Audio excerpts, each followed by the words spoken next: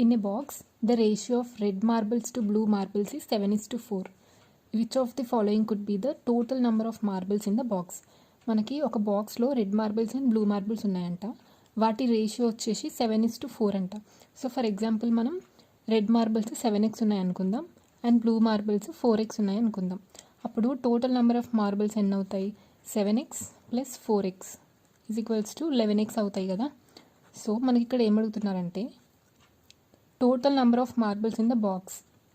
ఇచ్చిన ఆప్షన్స్లో total number of marbles అనేటివి ఎన్ని అయ్యే పాసిబిలిటీ ఉంది అని అడుగుతున్నారు. సో మనం ఇక్కడ చూసుకుంటే 11x, x can be anything. So 11 × x2 అనుకుందాం, 22 అవుతాయి. 11 ఫర్ ఎగ్జాంపుల్ x3 అనుకుందాం, 33 అవుతాయి. అంటే బాక్స్లో ఉన్న టోటల్ మార్బుల్స్ అనేవి మల్టిపుల్స్ ఆఫ్ 11 మాత్రమే అవుతాయి. సో మనకు ఆప్షన్స్లో మల్టిపుల్స్ ఆఫ్ 11 ఏముంది? 22.